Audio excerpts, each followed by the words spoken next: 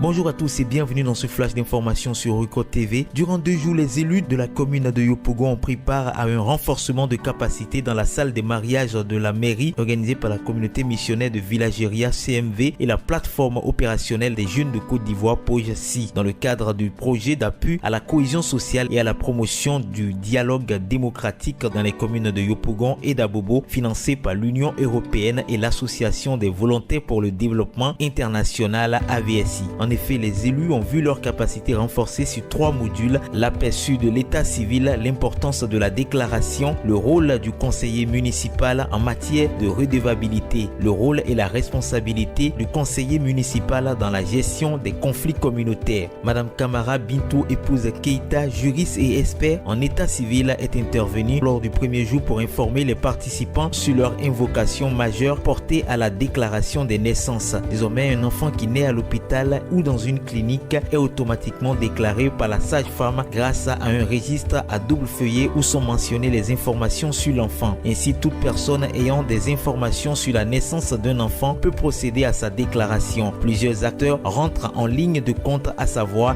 les membres de la famille, autres que les parents géniteurs, la communauté, l'agent et l'officier d'état civil. Le complément d'information sera recueilli à la vaccination. Dans un second temps, les participants ont été entretenus le deuxième jour sur le rôle et les responsabilités des conseillers municipaux dans la gestion des conflits communautaires. À ce propos, les notions du rôle, de la responsabilité et du conflit communautaire ont été définies et expliquées. C'est un projet de l'État qu'on doit mettre à la disposition. Donc on doit, avant d'être réalisé, doit tenir compte des préoccupations de la population. Pourquoi ne pas mettre cette population-là devant? Et c'est ce que nous avons fait, et c'est ce qui est fait, et c'est pourquoi aujourd'hui il y a eu la communalisation. Pour terminer, un jeu de rôle a permis de mettre les participants en situation. Le troisième module portant sur le rôle du conseiller municipal en matière de redevabilité a été donné également au deuxième jour par Boko Kwame, inspecteur principal d'éducation. Il s'agit du rôle de la responsabilité du conseiller municipal dans la gestion de sa cité. En effet, suite à son programme de campagne électorale sur lequel il est élu, le conseiller municipal a obligation de rendre compte de temps en temps à ses administrés de la gestion de sa cité. Ainsi, les notions de la qualité du rôle, des obligations, des droits et devoirs et des limites ont été abordées. Une très bonne formation. Et je dis vraiment merci à l'autorité tutelle, à notre tutelle. Tu as eu cette belle idée de pouvoir former les élus que nous sommes. Parce que beaucoup parmi nous sommes élus, mais nous ne connaissons pas véritablement ce que nous devons faire, notre rôle. Aujourd'hui, ils nous ont permis de savoir beaucoup de choses que nous, on ne savait pas. Et donc, je trouve que c'était une très très belle occasion. Nous avons assisté à une bonne formation. Ça a permis à tous les conseillers de comprendre un certain nombre de détails. Alors, ce qui est dommage, c'est que, en principe, le conseiller devait avoir cette formation dans le début de son mandat.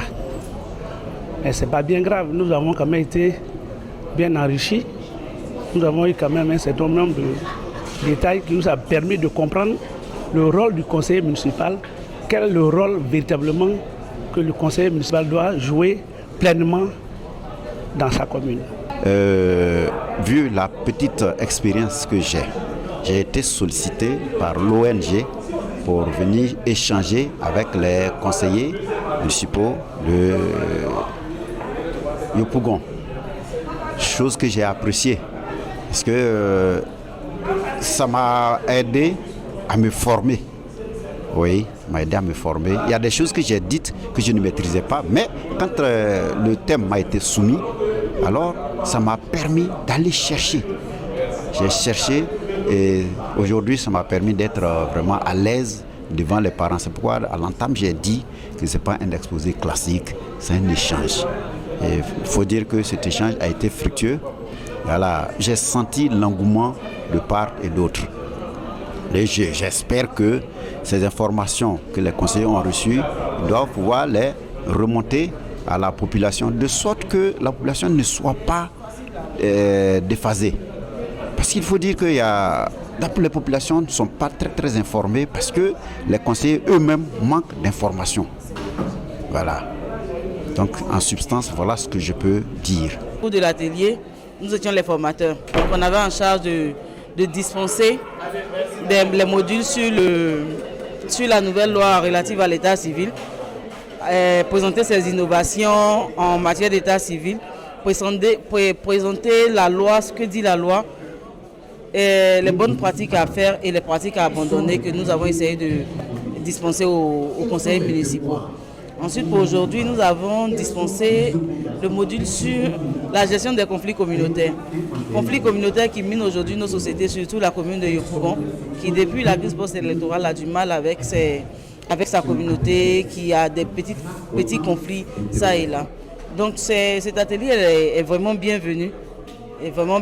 Ces formations, ces séances de formation, de renforcement de capacités sont à saluer et sont même à exhorter dans les autres communes. C'est des choses qu'on devrait faire un peu partout. Permettre aux conseillers municipaux de connaître leur rôle et leurs responsabilités au niveau de l'état civil et également au niveau de la gestion des conflits communautaires. C'est vraiment un plus. Il faut féliciter la mairie de Yopougon qui a été prompte à recevoir le premier cet atelier de formation qui doit être dupliqué dans les autres communes. Remercier également le directeur général de la décentralisation et du développement local, le docteur Fidel Yapi, qui fait vraiment du renforcement des capacités des élus dans les collectivités son cheval de bataille.